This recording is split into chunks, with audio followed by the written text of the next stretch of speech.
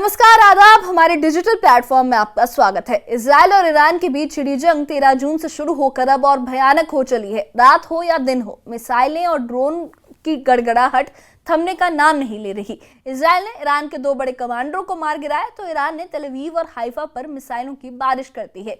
13 जून को इजराइल ने ईरान के सैन्य परमाणु ठिकानों पर हमला बोलकर इस जंग की शुरुआत की थी, लेकिन ताजा खबर यह है कि शुक्रवार को इजराइल ने 2 बड़े ईरानी कमांडरों को निशाना बनाया। पहला था सैयद इजादी, जो ईरानी रेवोल्यूशनरी गार्ड कॉर्प्स IRGC की कुद्स फोर्स का पैलेस्टाइन कॉर्प्स चलाता था। उसे कुम शहर में एक अपार्टमेंट पर हवाई हमले में मार गिराया गया, ये दावा किया है इजराइल ने। दूसरे थे बेनहम शरियारी, जो मिडिल ईस्ट में ईरान के सहयोगी ग्रुप्स जैसे हिजबुल्लाह, हमास और यमन के हूती विद्रोहियों को हथियार भेजते थे। उसे पश्चिमी तेहरान में उसकी गाड़ी पर हमले में ढेर किया गया, ये इजराइल का दावा है। इजराइल ने यह दावा किया है कि इजादी ने 7 अक्टूबर 2023 को हमास के हमले में फंडिंग और हथियार दिए थे। शरियारी ने हिजबुल्लाह और हमास को मिसाइलें और रॉकेट सप्लाई किए थे। लेकिन हैरानी की बात यह है कि IRGC ने इन दोनों मौत की पुष्टि अभी तक नहीं की है। क्या ईरान अपनी कमजोरी छिपा रहा है या इजराइल के दावे झूठे हैं? इजराइल ने यह भी कहा है कि उसने ईरान के एक परमाणु वैज्ञानिक इसार तबातबाई कमशे और उनकी पत्नी को भी मार गिराया है। ये हमला ईरान के परमाणु प्रोग्राम के लिए एक बड़ा झटका है। ईरान ने इजराइल के हमलों का जवाब देने में देर नहीं लगाई। उसने तेल अवीव और हाइफा पर सेजल मिसाइलों और ड्रोन से हमले किए।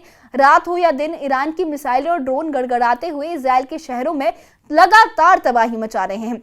सेजल एक मध्यम दूरी की बैलिस्टिक मिसाइल है जिसकी रेंज 2000 किलोमीटर है। इसका वजन 23.6 टन है, लंबाई 17.5 मीटर है और स्पीड मैक 13 यानी 17,000 किलोमीटर प्रति घंटा है। ये 500 से 700 किलो विस्फोटक ले जा सकती है। ईरान ने ड्रोनों का भी खूब इस्तेमाल किया है। इजराइल ने अमीनपोर जोदकी में को मार गिराया, जो IRGC के ड्रोन ब्रिगेड का एक कमांडर था। जोदकी जो है वो उन्होंने अहवाज इलाके से इजराइल पर सैकड़ों ड्रोन भेजे थे। हाइफा में बजन आयल रिफाइनरी पर भी लगातार हमले हुए, जिसमें 3 लोग मारे गए और तेल अवीव के रिहायशी इलाकों में भारी नुकसान हुआ है। इजराइल का कहना है कि उसके आयरन डोम ने कई मिसाइलों को रोक दिया है, लेकिन कुछ मिसाइलें और ड्रोन निशाने पर पहुंच गए हैं। इस जंग में दोनों देशों को भारी नुकसान हुआ है। इजराइल में ईरान के हमलों में अब तक 25 लोग मारे गए हैं और सैकड़ों लोग घायल हुए हैं। वहीं ईरान में इजराइल के हमलों में 639 लोगों की मौत हो चुकी है और 1300 से ज्यादा लोग घायल हैं। हाइफा और तेल अवीव में इमारतें मलबे में तब्दील हो गई हैं, तो ईरान के कुम और तेहरान में भी तबाही का मंजर है। इजराइल के PM बेंजामिन नेतन्याहू इस जंग को रोकने के मूड में तो नहीं लग रहे हैं। ईरान का भी कहना है कि वो तब तक हमले जारी रखेगा जब तक नेतन्याहू ये ना मान ले कि इजराइल ने 13 जून को गलती की थी। लेकिन नेतन्याहू ने अपनी ताज़ा हमलों से ये साफ कर दिया है, जो उन्होंने रीसेंट अटैक्स किए हैं, कि वो भी पीछे हटने नहीं वाले हैं। इजराइल के रक्षा मंत्री इजराइल काटिज ने सैयद इजादी की मौत को इजरायली खुफिया तंत्र और वायुसेना की एक बड़ी कामयाबी का करार दिया। लेकिन सवाल ये है कि क्या ये हमले जंग को और भड़काएंगे? ईरान की कुद्स फोर्स इस जंग में अहम रोल निभा रही है। ये फोर्स मिडिल ईस्ट में ईरान के सहयोगी ग्रुप्स को हथियार और ट्रेनिंग देती है। कुद्स फोर्स ने 1982 में लेबनान में हिजबुल्लाह बनाया था और गजा में हमास को सपोर्ट भी किया था। लेकिन पिछले 2 सालों में इजराइल के हमलों ने कुद्स फोर्स के सहयोगी ग्रुप्स जैसे हमास और हिजबुल्लाह को कमजोर किया है। सैयद इजादी ने और बेनहम शरियारी जैसे कमांडरों की मौत ने कुद्स फोर्स को एक बड़ा झटका तो जरूर दिया है। एक इंटरेस्टिंग बात यह है कि सैयद इजादी पर अमेरिका और ब्रिटेन ने प्रतिबंध लगाए थे, क्योंकि उसका हमास और इस्लामिक जिहाद से कनेक्शन माना जा रहा था।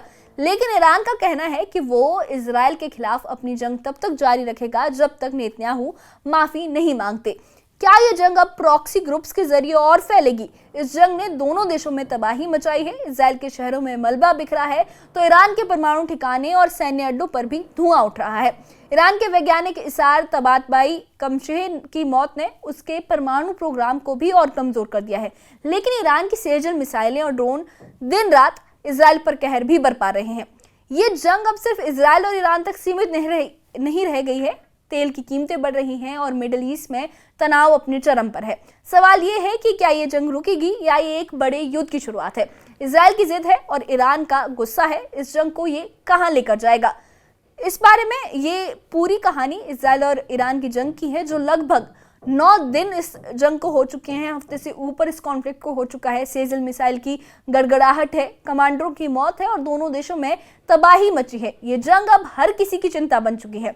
इस बारे में आप क्या सोचते हैं? हमें कमेंट बॉक्स में अपनी राय बताएं और इस मामले से जुड़े अपडेट्स के लिए और ऐसी ही खबरों के लिए हमारे चैनल के साथ बने रहें। हमारे चैनल को सब्सक्राइब करें। शुक्रिया।